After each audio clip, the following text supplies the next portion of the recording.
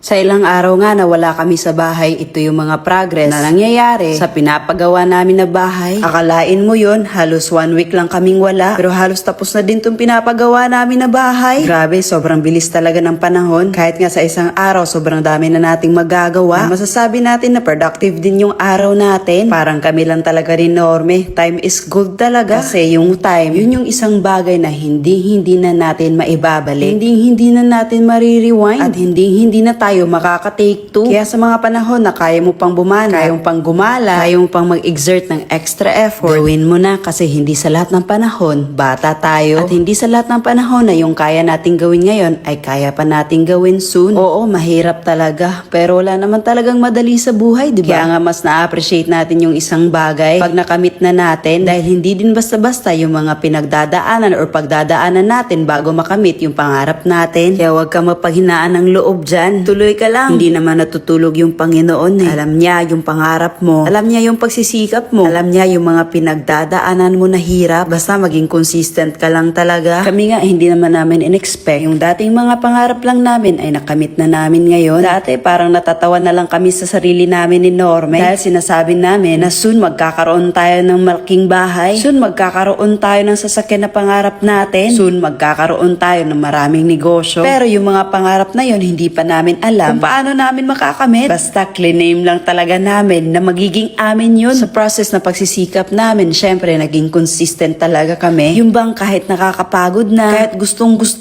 mo nang magpahinga, kahit minsan natatanong mo sa sarili mo kung may patutunguhan ba to, kahit anong negative man na pumapasok sa isip namin, nagpatuloy pa rin kami. Minsan nga naiiyak na lang kami sa sobrang pagod. Pero wala eh, sobrang laki ng pangarap namin. Kaya kailangan talaga times 10 yung pagsisikap. Kung pwede nga, times 100 talaga. Sabi nga namin ni Norme, sobrang swerte naman ng mga tao na mayaman na agad yung pamilya kasi hindi na kailangan mapagod, ma-stress sa paghahanap buhay para sa pangarap kasi nakahain na agad sa kanila. Pero naisip din namin na siguro nga binigay sa atin yung sitwasyon na to kasi alam ng Panginoon na kaya natin. Lalong-lalo na tayong dalawa at sobrang thankful din talaga namin na lahat ng pagsisikap, mga pagod, sakripisyo namin noon ay nagbunga. Sobrang thankful din namin sa mga taong naging parte sa progress namin. And yes, tignan nyo naman yung pinapagawa namin na bahay. Malapit nang matapos. Siguro nga after 2 weeks or 3 weeks tapos na to at makakalipat na kami dito ni Norme. Excited na talaga kami kasi nga hindi pa namin nasubukan na kami lang talaga dalawa sa iisang bahay. Kasi nga usually sobrang dami talaga namin. For sure pag kami na lang talagang dalawa sa iisang bahay, mas madami pa kaming matututunan at madami pa kaming madidiscover sa bawat isa. Pero huy, ibang discover yung nasa isip mo ha. Hay, sobrang sarap lang talagang isipin. Yung dating dalawang babae na nagbebenta, naglalako ng kakanin, ngayon ay nagpapagawa na ng pangalawang bahay. May sariling sasakyan na. Kahit papano may mga negosyo. I am not saying this para mag-brag. Nakakatuwa lang talaga na ang dating pagsisikap namin ay nagbubunga na.